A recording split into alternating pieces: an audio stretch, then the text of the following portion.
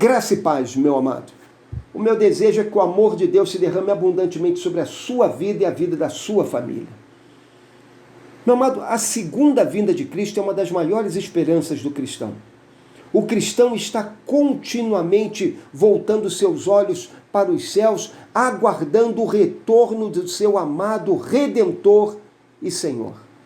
Nós estamos continuamente aguardando aquele dia, quando a trombeta soará, o Senhor se manifestará em poder e grande glória.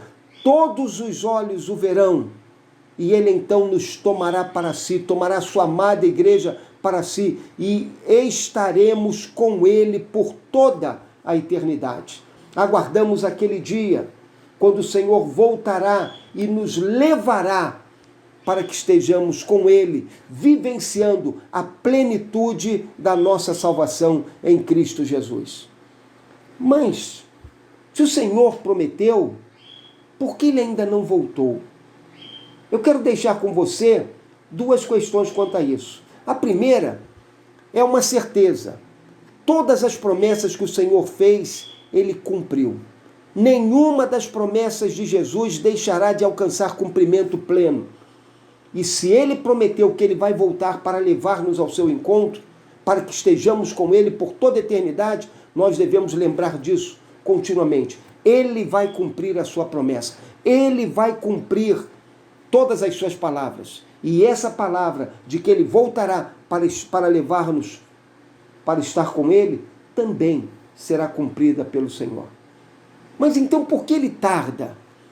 Fizeram essa pergunta nos dias do apóstolo Pedro, e o apóstolo Pedro deu uma resposta para essa pergunta lá no seu livro, na segunda epístola de Pedro, no capítulo 3. Ele disse basicamente duas coisas que nós não podemos esquecer com relação a esse assunto. Primeira coisa que ele disse, ela é encontrada ali nos versículos de número 5, 6, 7, 8. Ele fala assim: pois de propósito ignoram que desde a antiguidade pela palavra de Deus existiram os céus e a terra, e esta foi tirada da água e através da água. Foi pelas águas que o mundo daquela época foi destruído pelo dilúvio. Mas pela mesma palavra os céus e a terra de agora têm sido guardados para o fogo, reservados para o dia do juízo e da destruição dos homens ímpios.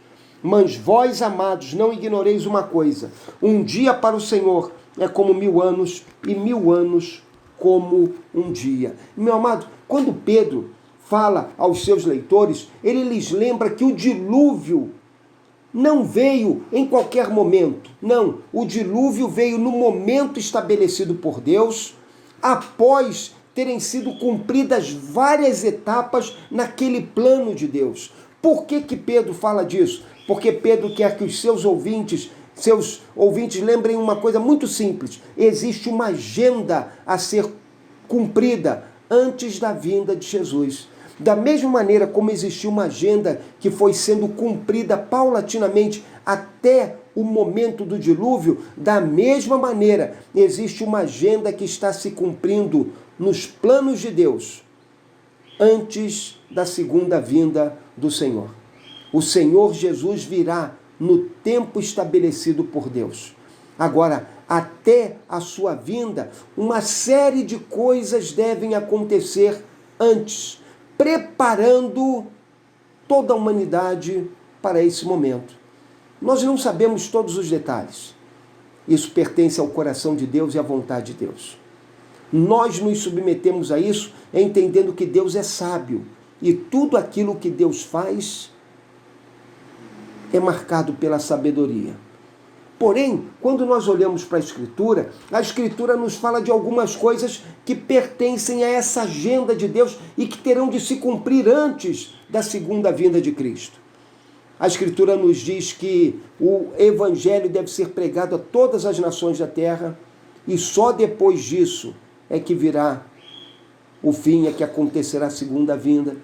A Escritura também nos diz que o reino de Deus tem de ser estabelecido e tem de ampliar-se cada vez mais sobre a face da terra, inclusive com a cooperação da igreja. Você se lembra da oração do Pai Nosso, em que nós somos chamados a orar: Pai Nosso que estás nos céus, venha o teu reino, porque nós somos chamados a ser edificadores do reino de Deus, continuando a obra iniciada por Jesus. Observe o seguinte: antes da vinda do Senhor, todo esse poder das trevas, nesse reino de engano que Satanás tem construído no coração dos homens, há de ser vencido. As trevas hão de ser completamente vencidas pelo poder de Deus, pelo poder do reino de Deus. Mas o nome de Deus e a glória de Deus, o senhorio de Deus, a sua soberania, devem se manifestar de modo cada vez mais pleno até aquele dia.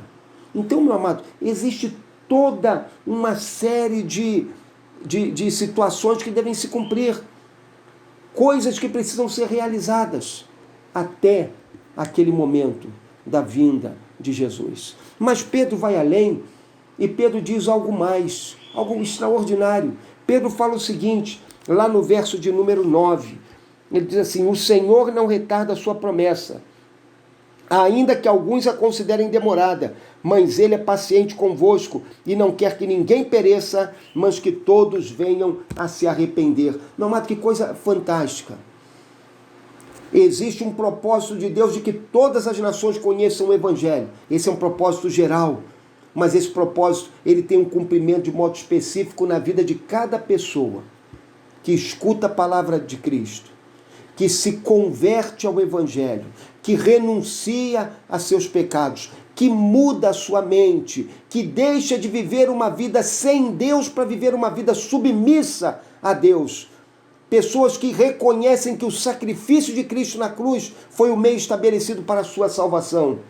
Pessoas que se voltam para Cristo em fé e recebem a graça de Deus em suas vidas e são salvas. Jesus ainda não voltou, porque Deus está concedendo aos homens oportunidade para que eles se arrependam de seus pecados e sejam salvos. Cada dia que passa até a vinda de Jesus, nós estamos mais perto do retorno do Senhor. Cada dia que passa até a vinda de Jesus, mais vidas estão sendo iluminadas, transformadas, redimidas pelo poder do Evangelho de Jesus. Que grande amor, que excelso amor Deus tem para conosco. Amor que se manifesta mesmo nesse momento, quando nós aguardamos a vinda de Cristo, e enquanto aguardamos, Deus está salvando vidas, restaurando vidas para a sua glória e para o seu louvor. Meu amado, Cristo volta. Aguardemos com esperança esse dia e que possamos, enquanto aguardamos esse dia, viver em santidade e piedade na presença do Senhor. Que Deus nos abençoe.